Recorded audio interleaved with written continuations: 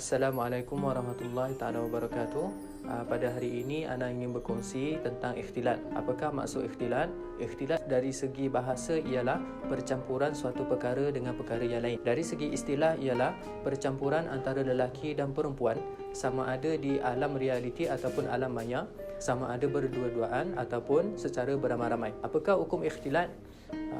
Hukum ikhtilat adalah haram berdasarkan dalil Al-Quran. Di dalam surah Isra ayat 32, Allah telah berfirman, A'udzubillahi minasyaitonirrajim, wala taqrabuz zina innahu kana fahishatan wa sa'a sabila. Dan janganlah kalian mendekati zina, sesungguhnya perbuatan zina itu adalah perbuatan yang keji dan merupakan jalan yang buruk. Berkata Imam Ibnu Katsir dalam tafsir Al-Azim bahawa Allah telah mengharamkan zina dan segala perkara yang boleh mengundang kepada zina dari sebab-sebab dan sarana-sarananya. Nabi SAW telah bersabda, riwayat Abu Hurairah, innallaha kataba ala ibni Adam hazzahu minaz zina adraka dhalika la mahala fazina al-ain an-nazar wa zina al-lisan al-mantiq wal qalbu tamanna wa tashtahi wal farju yusaddiqu dhalika kullahu wa yukadzibuhu. Yang bermaksud, sesungguhnya Allah telah menetapkan bahagian zina untuk setiap anak Adam. Dia akan mendapatkannya dan tidak boleh dihindari. Maka zina mata dengan melihat, zina lidah dengan ucapan, zina hati dengan membayangkan dan merasakan syahwat, sedangkan kemaluan membenarkan semua itu atau mendustakannya. Hadis riwayat Bukhari dan Muslim.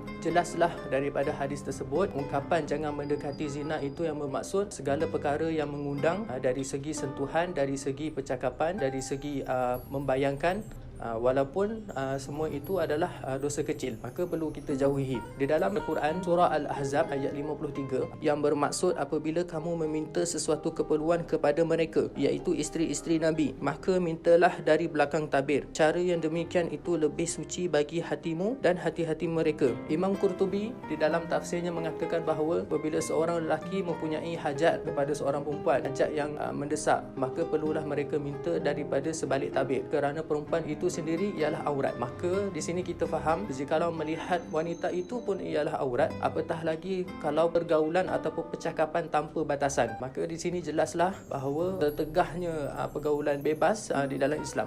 Disokong lagi dengan satu hadis daripada Nabi SAW. Nabi telah bersabda, khairu sufufir rijal awwaluha wa syarruha akhiruha wa khairu sufufin nisa akhiruha wa syarruha awwaluha. Yang bermaksud, sebaik-baik barisan lelaki ialah barisan pertamanya dan seburuk-buruknya ialah barisan akhirnya.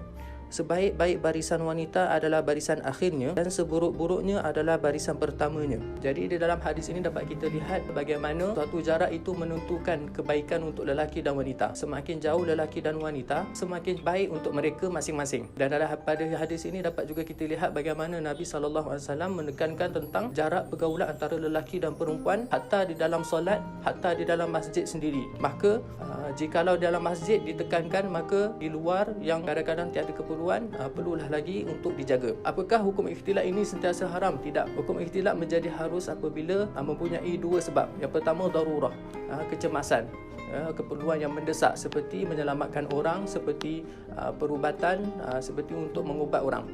Keperluan yang kedua ialah berjual beli, untuk kita mempelajari sesuatu di dalam kelas, maka harus untuk bergaul dan dengan guideline dan batas-batas yang telah ditetapkan.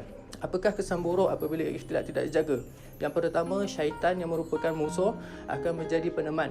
Hadis riwayat Ahmad, Nabi SAW bersabda, apabila seorang lelaki dan seorang wanita berdua-duaan, maka yang ketiganya ialah syaitan.